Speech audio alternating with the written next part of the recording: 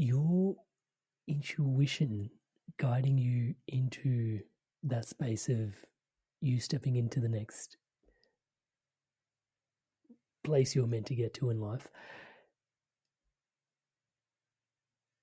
How did you discern that that was the voice of intuition? It wasn't just a crazy, like, harebrained sort of idea in your head. Like, how did you, like, because you mentioned earlier that it's easy to hear your intuition, but it's much more difficult to actually act on it. Yes. Yeah, maybe you can elaborate upon that. Sure. Yeah. The reason I knew is one, it's actually very much like you said. If I'm tuning in and I'm getting the answers that I expect or that I want to hear, that's probably my thoughts, right? Or ambitions. But if I'm tuning in, I'm getting stuff that sounds like no way, that I don't even know what to do with that, or I'm just blown away. Like that's probably your intuition, because most of us are thinking a lot smaller than we can live. Like the if you think about, like, people always say, I want to create the life of my dreams. And I just think, well, that sounds really limited, because I want to create the life beyond my dreams. I want to live a life bigger and more amazing than I can even imagine right now, because I'm growing, right? The biggest thing I can imagine now is not my full potential, right? And so intuition is what gets you there. It takes you beyond, beyond your kind of analytical mind and your ideas. And yeah, and the way I'd say, when you are tuning in, the way to know, yeah. So one is, if it's surprising, that's a good sign that it's intuition. If you know it and you're just kind of agreeing with yourself, that's called thinking, self validation. Nothing wrong with that, but that's for a different purpose. And also, if it's coming from love. So last time when we weren't recording, we talked a little bit about this. So we talked about that. If you're tuning in and you feel like you're being guided by a voice that's telling you that you need to clean up your act or get it together or need to be more, or uh, you're not as good as that other person, or your teacher is, like, all that's comparison, and like, and that energy is just coming. It's basically, those are your fears and your pain, things where you're not, where things are kind of bound up energetically. When you tune in with your intuition, that's not there. You might get some insights about it. Like, you might notice, oh, I didn't even realize it, but I'm really insecure around that kind of person. Oh, interesting. That's an intuitive hit. It's not like, oh man, I'm insecure. I need to change it and heal it. It's just like, oh, I see that now. Okay, and then you're on your way to changing it. Um, so this side over here, your intuition is really coming from love, and it'll blow you away. This If you're really tuning in and listening, you'll get things that seem kind of ridiculous to you at times. Like, I can't believe, like, that's just way too big. I'll tell you a funny one. Like, I got one when I was in Sedona. I'd moved down to Sedona and got my job back, and I was meditating one morning, and I saw this vision of me on stage in a stadium, like, that held, like 10,000 people, and I was on stage speaking. And at the time, I was terrified of standing in front of my friends and speaking, right? Right? I could, it's so I was like, and my guides are saying, if you're interested, this would be a fun path for you. This would be something you'd really enjoy, and would be really fulfilling. And I was like, that's terrifying. Like, I absolutely do not want that. I don't want to teach. I don't want any of that. But some part of me is really excited by that idea. Like, I can, there's a version of me that I didn't even know was possible in this vision. And, like, all right, if that's part of my highest good and the highest good for everybody, go ahead, line it up, like, point me that way, and just please, as my question is, please take me there in a way that's gentle, get me gently to that future.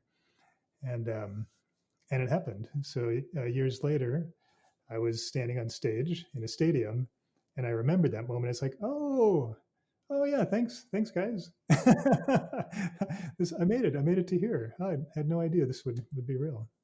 Yeah. I think there's a lot of wisdom in using the word gentle as well, and I could probably ask a question around that. But I think I would also like to ask the question around what is it feels like you're grabbing things from the ether when you're describing um, intuition. What is the field that where do these intuitive hits come from, in your opinion? Yeah. Uh, yes, good question. Uh, so I'll answer a little bit. This is actually tapping into the work I'm doing with my wife, Hisami. So Hisami is really fascinating. So for when I'm going to really deep stuff, oftentimes I'll have to sort of borrow from her wisdom as well. So because I kind of grew up in the material world, doing material world things, and then I sort of grew up as an engineer, and my mind sort of opened up into new things and energy things, and I kind of stepped into them, and then I sort of evolved over time from like kind of normal into whatever you'd call what I am now, right? But my wife Hyper just Sorry. abnormal. I like to stay ahead of the game, and but I'm having fun, right? And but my wife was just always turned on. Like her energy awareness never left her, so she never lost that connection with the source, right? And she calls that spirit mind. So my wife Isami, she says the best way to think about it is that you have two minds. You have your material mind, which is its job is to deal with the material world, and it's awesome at that. And then it deals with finite things, right? Things are good or bad. There's all this questions and answers and judgments, and this kind of a dualistic nature that we have, this material world. She says, but you have a completely other mind. That's your spirit mind, and the main difference is there's only one of these. There's just consciousness. So it's and you can your consciousness and my consciousness is just one thing, right? So that's the big difference, and it's very, very hard to understand this. It's easy to say a few words around it, but it's very hard to experientially understand it because our bodies are obviously separate.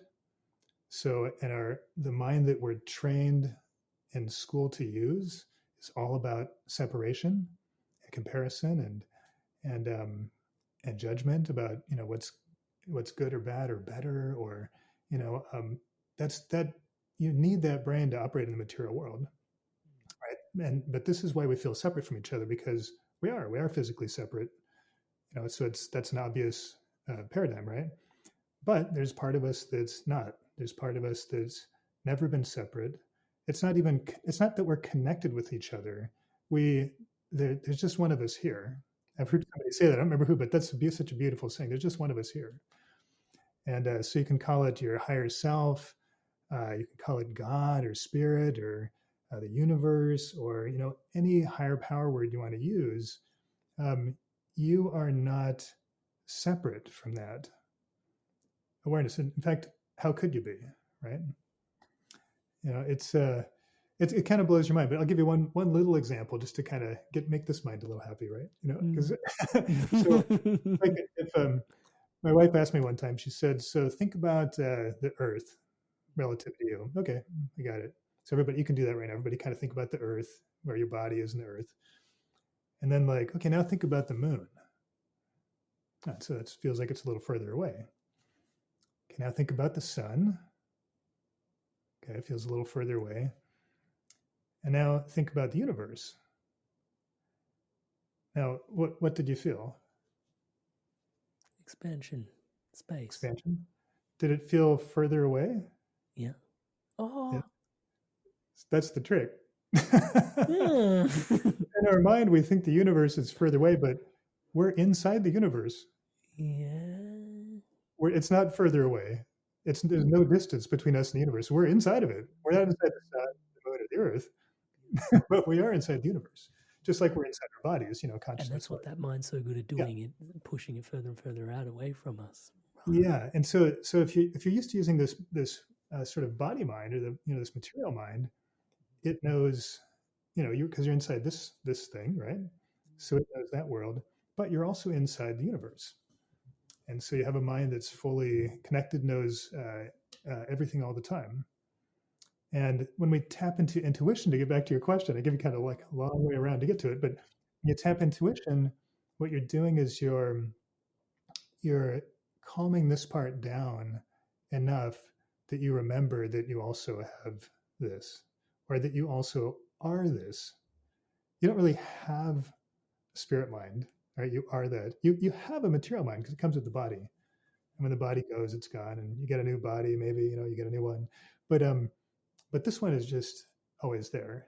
It's always you. But you can't use, it's really hard to put into words because you can't say part of you, or I mean, it's like all the words you want to use don't work. Those are all the because they're from that other mind realm.